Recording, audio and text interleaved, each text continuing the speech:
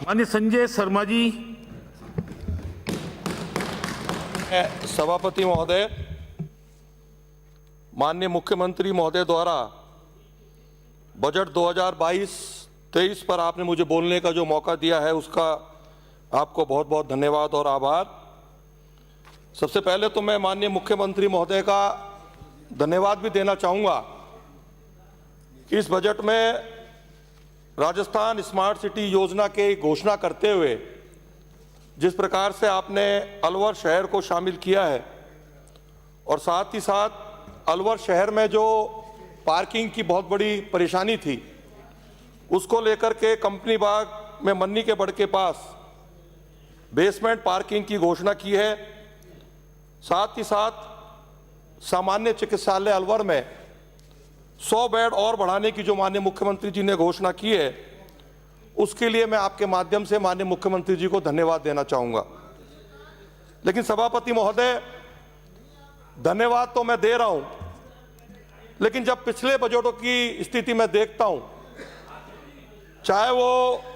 2019-20, क्योंकि अलवर शहर में पेयजल की बहुत बड़ी समस्या है, और 19-20 में माननीय मुख्यमंत्री महोदय द्वारा चंबल अलवर पेयजल परियोजना के तहत, जिसमें अलवर, भरतपुर और धौलपुर जिले के 14 कस्बे व गांवों को शामिल किया गया था, उसको लेकर के 4,718 करोड़ की योजना पेयजल आपूर्ति परियोजना की घोषणा की गई थी। माननीय सभापति महोदय, वर्ष 2021-22 में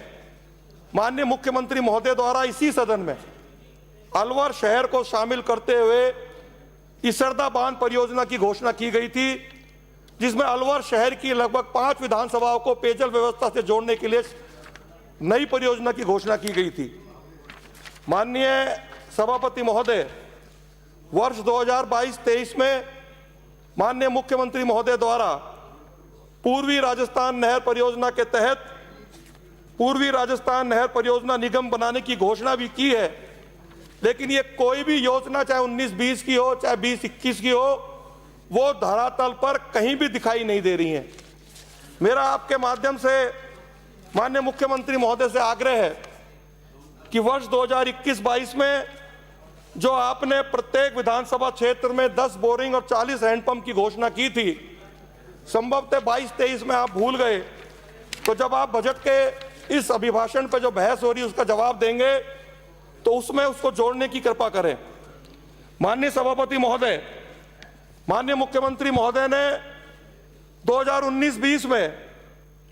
प्रत्येक विधानसभा क्षेत्र में प्रत्येक मोहल्ले में जनता क्लिनिक बनाने की घोषणा की थी, लेकिन आज राजस्थान की जनता वो जनता क्लिनिक को ढूंढने का काम कर रही है। साथ ही साथ यदि मैं अलवर जिले की बात करूं तो 2016 में माननीय वसुंधरा राजे जी की सरकार में मेडिकल कॉलेज के लिए जमीन का आवंटन कर दिया गया था, लेकिन किन्हीं कारण से वो मेडिकल कॉलेज अमली जामा नहीं पहन पाया। 2019-20 में माननीय मुख्यमंत्री जी ने इसी सदन में मेडिकल कॉलेज बनाने की घोषणा की थी। साथ ही साथ 20-21 में केंद्र सरकार का 60% और राज्य सरकार का 40% इस मेडिकल कॉलेज में लगेगा, और केंद्र सरकार द्वारा 347 करोड़ भी राजस्थान सरकार को स्वीकृत कर दिया गया था। लेकिन दुर्भाग्य का विषय माननीय सभापति महोदय, वो मेडिकल कॉलेज की शिलान्यास भूमि पूजन अभी तक कुछ नहीं हुआ है, वो भी केवल घोषणाओं के अंदर, कागजों के अंदर ही सीमित है। माननीय सभापति महोदय, वर्ष 2021-22 में माननीय मुख्यमंत्री महोदय ने इसी सदन में घोषणा की थी कि प्रत्येक विधानसभा क्षेत्र में माननीय विधायक की अनुशंसा पर सीएससी को मॉडल सीएससी बनाई जाएगी। मॉडल सीएससी बनाने के आदेश तो जारी हो गए, लेकिन जो सुविधाएं मॉडल सीएससी में मिलनी चाहिए वो एक भी सुविधाएं आज तक उस मॉडल सीएससी के अंदर नहीं है। माननीय सभापति महोदय, वर्ष 2019-20 में माननीय मुख्यमंत्री महोदय द्वारा इसी सदन के अंदर प्रत्येक ग्राम पंचायत पर विकास पथ बनाने की घोषणा की गई थी। अलवर शहर विधानसभा क्षेत्र में मात्र 3 ग्राम पंचायत है। एक विकास पथ बन चुका है, 2 के प्रस्ताव ले लिए, लेकिन उनके क्षेत्र में रहने वाले ग्रामवासी आज उस विकास पथ को ढूंढ रहे हैं। माननीय सभापति महोदय, वर्ष 2021-22 में माननीय मुख्यमंत्री द्वारा 5 करोड़ के लागत के नॉन पैचेबल या मिसिंग लिंक सड़कों के कार्य योजना घोषित की गई थी, जो घोषणा भी हो गई, प्रस्ताव भी चले गए, लेकिन उनके काम अभी तक शुरू नहीं हुए। माननीय सभापति महोदय, साथ ही साथ नगर परिषद और नगर पालिका क्षेत्रों पर 20 किलोमीटर और 10 किलोमीटर सड़क बनाने की घोषणा की गई थी, लेकिन बाद में सरकार ने अपने आदेश में परिवर्तन करते हुए नगर परिषद क्षेत्र में 6 करोड़ और नगर पालिका क्षेत्र में 4 करोड़ की सड़कें बनाने की घोषणा करी, लेकिन वो भी योजना अभी तक अमली जामा नहीं पहन पाई है। माननीय सभापति महोदय, माननीय मुख्यमंत्री महोदय द्वारा इसी सदन के अंदर अलवर शहर की शालीमार योजना में सीवर लाइन डालने का काम, वैशाली नगर से MIA तक 4 लेन सड़क व नाला निर्माण कार्य का काम इसी सदन के अंदर घोषणा की गई थी माननीय सभापति महोदय, लेकिन वो योजनाएं आज तक अमली जामा नहीं पहन पाई हैं। माननीय सभापति महोदय, मुख्यमंत्री महोदय द्वारा प्रत्येक विधानसभा क्षेत्र में पंचायत समिति स्तर पर नंदीशाला बनाने का काम की घोषणा की गई थी, लेकिन वो घोषणा भी अभी तक अमली जामा नहीं पहन पाई है। माननीय सभापति महोदय, इसी के साथ साथ गुरु नानक देव जयंती के 550वीं जयंती के उपलक्ष्य में 5 जिलों के अंदर गुरु नानक जयंती पार्क बनाने की घोषणा की गई थी, लेकिन माननीय सभापति महोदय, अलवर शहर भी उसमें शामिल था, लेकिन वो पार्क भी आज अलवर शहर की जनता को कहीं दिखाई नहीं दे रहा है। माननीय सभापति महोदय, इसके साथ साथ चाहे वर्ष 2020-21 का बजट हो, 19-20 का बजट हो, 21-22 का बजट हो और अब 22-23 का बजट हो, माननीय मुख्यमंत्री जी द्वारा प्रत्येक जिला मुख्यालय पर, प्रत्येक जिला के अंदर औद्योगिक क्षेत्रों की स्थापना की बात कही गई है। उन औद्योगिक क्षेत्रों की स्थापना तो बहुत दूर की बात है, केवल रीको द्वारा वहां एक बोर्ड लगाया गया है। और मेरा इस सदन के माध्यम से, आपके माध्यम से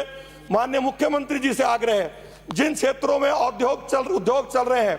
उसमें एक ऐसी व्यवस्था की जाए, क्योंकि किसान की जमीन तो ले ली जाती है, लेकिन उस उद्योग में काम करने के लिए उस किसान के बेटे को घुसने की अनुमति नहीं होती। सभापति महोदय, मैं आपके माध्यम से माननीय मुख्यमंत्री जी से आग्रह करना चाहता हूं, उद्योग लगाइए, विकास कीजिए, लेकिन उस उद्योग में राजस्थान के 75% का आरक्षण आप फिक्स कीजिए, उस किसान के बेटे को उस उद्योग में रोजगार मिले, इस बात की चिंता माननीय मुख्यमंत्री जी आपको करनी चाहिए। साथ ही साथ माननीय मुख्यमंत्री महोदय से मैं आपके माध्यम से आग्रह करना चाहूंगा कि मैंने माननीय मुख्यमंत्री जी को पत्र के माध्यम से अवगत कराया था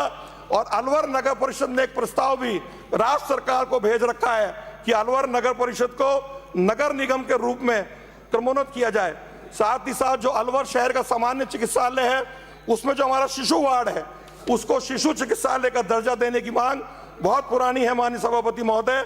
अलवर शहर के अंदर जो शहरी चिकित्सालय नंबर 1 जगन्नाथ जी महाराज की जो डिस्पेंसरी है, साथ ही साथ राजकीय शहरी चिकित्सालय नंबर 4 शिवाजी पार्क की जो डिस्पेंसरी है, उसको सामुदायिक स्वास्थ्य केंद्र के रूप में क्रमोन्नत करने का आदेश माननीय मुख्यमंत्री जी से मैं आग्रह करूंगा। साथ ही साथ क्योंकि अलवर में अपराध बहुत बढ़ रहे हैं, अलवर जिला राजस्थान के मानचित्र पर अपराध के अग्रणी जिलों में से एक आ रहा है, अलवर शहर भी इससे अछूता नहीं है। सभापति महोदय, मैं आपके माध्यम से माननीय मुख्यमंत्री जी से आग्रह करूंगा कि अखेपुरा जो पुलिस चौकी है उसको थाने के रूप में